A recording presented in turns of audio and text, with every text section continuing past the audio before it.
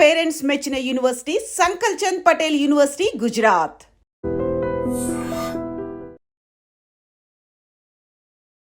నమస్కారం, welcome to I dream. ధర్మ మార్గం విత్ విజిత కార్యక్రమానికి స్వాగతం.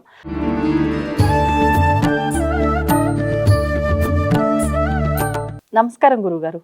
పరమేశ్వరార్పణం. గురుగారు, ఒకప్పుడు గ్రామాల్లో చూసుకున్నట్లయితే, గ్రామాల్లోనే కదా ఎక్కడ చూసుకున్నా కూడా శ్మశానం అనేది ఊరి బయట, ఊరి చివర ఎక్కడో ఒక దగ్గర ఉండేది. కానీ ఇప్పుడు ఆ విధానం లేదండి. శ్మశానాలు ఇళ్ళ మధ్యలోనే ఉంటున్నాయి, కాలనీ చివరిలోనే ఉంటున్నాయి. ఎక్కడ పడితే అక్కడే ఈ సంస్కారాలన్నీ చేసేస్తున్నారు. అంటే దీని అన్నిటి వల్ల అక్కడ నివసిస్తున్న వారికి ఏమైనా దోషం అనేది ఉండే అవకాశం ఉంటుందంటారా? అక్కడ ప్రత్యేకించి ఉండే ఇళ్లలో వాళ్ళు ఏమైనా జాగ్రత్తలు పాటించాలంటారా? ఇప్పుడు మనము శ్మశానము అని అంటున్నాం కదా. ఒకప్పుడు భూమి మొత్తం శ్మశానమే అమ్మా. అవునా? భూమి మొత్తం శ్మశానమే. దీని మనకు చండీలో దీని విధానం ఇస్తారు. శుంభస్యైవ నిశుంభస్య ధూమ్రాక్షస్య చ మర్దిని అని చెప్పి, అలాగే రక్త బీజ వధే దేవి చండముండ వినాశిని అని చెప్పి ఉంది. అవును గురుగారు. ఈ శుంభ నిశుంభాదులు అనేటువంటి రాక్షసుల్ని, అలాగే మహిషుణ్ణి సంహరించినప్పుడు ఆ ఒక్క శరీరం నుంచి వచ్చినటువంటి మాంసముద్దలు భూమి మొత్తం చెల్లాచెదురుగా పడినవి. అలాగే రక్త బీజవధే దేవిని, రాక్షసుడి పేరే రక్తబీజుడు. అతని శరీరం నుంచి ఒక రక్తపు బిందు కింద పడితే అందరు రాక్షసులు వస్తారు. అలా అమ్మవారు సంహరిస్తున్నప్పుడు అతని శరీరం నుంచి వచ్చినటువంటి రక్తం భూమి మొత్తం ఎర్రగా వచ్చేసింది. అనేక రకాలుగా రాక్షసులు ఉద్భవిస్తూనే ఉన్నారు. అప్పుడు అమ్మవారి నాలిక మొత్తం భూమికి చుట్టేసేసి ఆ రక్తబీజుల యొక్క రక్తం కింద పడకుండా ఆ రక్తాన్ని మొత్తం పీల్చేసి మనం చంపేసేసింది. ఇలా ఉన్నప్పుడు భూమి మొత్తము కూడా శ్మశానం. దీని పేరే రుద్రభూమి. మంచి భూమి చెడ్డ భూమి అనడానికి లేదమ్మా. దీని మొత్తం భూమండలం మొత్తం కూడా ఒకప్పుడు రుద్రభూమే. శుద్ధి చేసుకుంటూ వస్తూ ఉన్నారు. శ్మశానం అనేటువంటిది ఆ తర్వాత ఊరు చివరకు ఉంటుంది. ఊరు మొత్తం ఊరిలో ఉంటే ఊరి చివరి శ్మశానం ఉంటుంది. సంబంధం లేకుండా ఉండాలి. ఎందువలన? ఈశ్వరుడు శ్మశానంలో ఎప్పుడు నాట్యమాడుతూ ఉంటాడు. ఆ నాట్యం ఆడుతున్నప్పుడు ఒక్కోసారి సుడిగాలిలాగా వచ్చి మొత్తం అంతా తిరిగిపోతూ ఉంటుంది. దాని విషయం జనాలకు అర్థం కాదు. ఏదో దయ్యం వచ్చింది, ప్రేతం వచ్చింది, భూతం వచ్చిందని చెప్పి రకరకాలుగా భయపడి ఇబ్బందులు పడతారనే ఉద్దేశంతో ఎక్కడో దూరంగా ఉంటే ఏ ఇబ్బంది ఉండదు, ప్రశాంతం. ఇవాళ శవాలతోటే వ్యాపారం చేస్తున్నప్పుడు ఇంకా శవాల మధ్యలో మనం ఉంటే వచ్చే నష్టం ఏముందమ్మా? నేను అంటున్నాను కాదు. తెల్లవారులేస్తే శవాలతోటే నడిచేది. శవాల మీదే శవాలతోటే నడుస్తున్నారు. ఇక అది శ్మశానం అంటానికి వీలే ఉంది. ఎన్ని శ్మశానాలలో అపార్ట్మెంట్లు నిలిచి. అవును. బాలార్కౌ ప్రేత ధూమశ్చ, అర్ధాయుష్కులుగా ఎందుకు చనిపోతున్నారు అని అంటే ప్రేత ధూమశ్చ అని.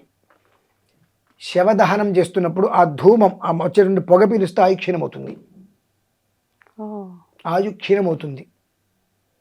దానికి తోడు మనిషి చనిపోతే స్నానం చేయాలని అంటూ ఉంటారు.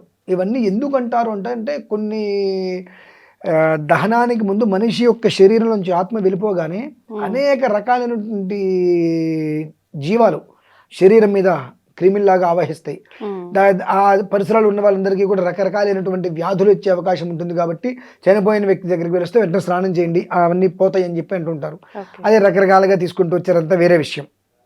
ఇప్పుడు ప్రేత ధూమశ్చ ఇవన్నీ ఉన్నాయి కనుక ప్రేత ధూమం అనేటువంటిది కనుక వాసన వస్తే ఆయు క్షీణమైపోతున్నటువంటి విషయాన్ని ధృవీకరించి ఉంది కనుక ఊరి చివర పెట్టినట్లయితే ఏ ఇబ్బందులు ఉండవు. ఆ ఈశ్వరుడు అక్కడేదో నాట్యమాడతాడు, కుటుంబం క్షేమంగా ఉంటుంది అని.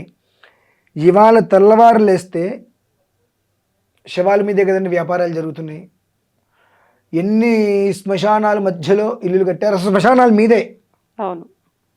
శ్మశానం మీదే ఇల్లు కట్టేసేసి నాకేదో ఆత్మ పట్టిందండి, దయ్యం పట్టిందండి, పీడ పట్టింది, పిశాచం పట్టిందంటే ఎట్లా అండి? సమాధులు చేస్తారు.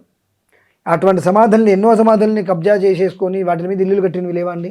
అవును. మరి సుఖంగా ఉండట్లే. రిపీట్. అటువంటి పని చేసినప్పుడు మనకు సుఖంగా ఉంటే ఎక్కడి నుంచి వస్తుంది? అన్ని కష్టాలు వస్తాయి. దీనికోసమండి, భూత శుద్ధి కోసమే భూమి పూజ అంటారు. శంకుస్థాపనకి ముందు భూమి పూజ అని అంటారు. ఆ భూమి పూజ ప్రక్రియ దగ్గరగా 6 గంటలు ఉంటుందండి. మనం అరగంటలో చేస్తున్నాం. 6 గంటలు దాని ప్రక్రియ ఉంటుంది. ఎందుకంటే ఇలాంటివి ఏవైతే ఉంటాయో వాటిని ఒక్కొక్క దాని నుంచి ఒక్కొక్క విధానంలో వాటిని తీసేసి 8 దిక్కులా కూడా అష్టదిక్పాలకుల్ని అక్కడ స్థాపించాలి, భూమి లోపల నవగ్రహాలని స్థాపించాలి, శంకు విధానాన్ని స్థాపించాలి. ఇవన్నీ చేసి కట్టినప్పుడు ఆ దోషం మన జోలికి రాదు. మనం స్థలం కట్టేది ఎక్కడ? ఇవాళ ఇక్కడ మనం కట్టే ఇల్లు, ఒకప్పుడు ఇదంతా కూడా అడవేగా. అంటే ఏవైతే కనుక ప్రకృతిలో ఉండేటువంటి జీవులు ఉంటున్నాయో వాటిని తొలగించేసేసి మనం అక్కడ నివాసం ఉంటున్నాం. మన ఇంట్లో ఒక పాము వచ్చింది దాన్ని చంపేస్తున్నాం. అంటే మనం ఉండవలసిన ప్రాంతంలో మనం ఉండకుండా ఎక్కడ పడితే అక్కడ ఉంటూ నాకేదో అన్యాయం జరుగుతుంది అనేటువంటి విషయంలో మనం ఇదవుతున్నాం. కాబట్టి ఇవాళ శ్మశానం అంటే ముందు అర్థం తెలుసమ్మా? ఏ ఇంట్లో అయితే దీపారాధన లేకుండా ఉంటుందో ఆ ఇల్లు శ్మశానం. అంతకు మించిన శ్మశానం ఇంకేముంది? ఏ ఇంట్లో నిత్యం ఉదయం పూట దీపారాధన లేకుండా ఉంటుందో ఆ ఇల్లు శ్మశానం. ఏ ఇంటి ముందు ముగ్గు లేకుండా ఉంటుందో ఆ ఇల్లు శ్మశానం. మరి అట్లా ఆలోచిస్తే ఇప్పుడు ప్రతి అపార్ట్మెంట్లో శ్మశానాలతో సమానమే కదండి. అపార్ట్మెంట్కి 2 డోర్లు ఉంటాయి, ఇంచుమించుగా ఏ డోర్కైనా ముగ్గేస్తున్నారు ఎవరైనా? అంటే ఒకేసారి పెయింటింగ్ వేసేసి వదిలేస్తున్నారు. అది కాదు కదమ్మా కావాల్సింది. ప్రతినిత్యం రాత్రిపూట కలాపు జల్లి ముగ్గు వేయాలి, ఈ ద్వారంలోనూ వేయాలి, ఆ ద్వారంలోనూ వేయాలి. లేవు కదా. ఇక మనం శ్మశానం అంటే ఏంటి, శ్మశానంలో ఇల్లు కడుతున్నారు, శ్మశానాన్ని కబ్జా చేస్తున్నారు కూడా మనం మాట్లాడుకోకూడదు. అంటే ఉపయోగం లేదు దానివల్ల. ఎందువల్లంటే భయం పోయిందమ్మా జనాలకి. ఎందువలన పోయింది? ఏదన్నా కష్టం అనిపించింది, గుళ్ళోకి వెళ్ళి కొబ్బరికాయ కొడదాం, దానికి ఏవో పరిహారాలు ఉన్నాయిగా, దానికి ఏవో పూజలు చేసుకుందాం. కావాలని చేసేటువంటి వాటికి ప్రాయశ్చిత్తాలు లేవు. కావాలని చేసుకునే వాటికి ప్రాయశ్చిత్తాలు లేవు. కొన్ని ప్రాయశ్చిత్తాలు ఉన్న వాటికి మనం చేసుకుంటే దాని నుంచి మనం బయటపడతాం.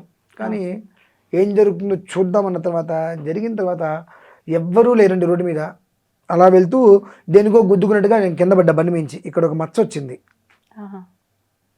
జన్మాంతరం మచ్చపోదుగా. కాబట్టి ఏదైనా జరిగిన తర్వాత ఏం చేయలేం. జరగక ముందు ఎలా జాగ్రత్త పడాలనేటువంటి విషయంలో మనం తీసుకోవడం ఉత్తమం. ఇవాళ రోజుల్లో ఇంచుమించుగా ఏ అపార్ట్మెంట్ చూసినా ఎక్కడ అపార్ట్మెంట్ ముందు ముగ్గులు లేవు. ఏ ఇంటికి వెళ్ళాలన్నప్పుడు ఇంటి ముందు ఏదో కలర్స్ వేసేసేసి పెయింటింగ్ వేస్తున్నారు తప్ప ఎవ్రీడే వేసే ముగ్గులు లేవు. కాబట్టి మొత్తము కూడా రుద్రభూమిలోనే మనం నివసిస్తున్నాం. కాబట్టి మనకి ఏ అనర్థం జరగకూడదని రుద్రుని ఎక్కువగా ఆరాధన చేసుకుంటే ఆయన ఏదో నృత్యం చేసుకుంటూ ఉంటారు. కాబట్టి మన జోలికి ఉగ్రభూతాలు రాకుండా మనం చేయవలసింది ఇంటి ముందు ముగ్గు, ఇంట్లో దీపారాధన చేసుకుంటే మన ఇల్లు శ్మశానం కాకుండా ఉంటుంది. అది విషయం అండి. ధన్యవాదాలు. పరమేశ్వర అర్పణం. తవ్వండి, తవ్వుతూనే శివలింగం. సరే దాన్ని అట్లా కప్పేసేయండి, చూపించదండి. Krishna is there.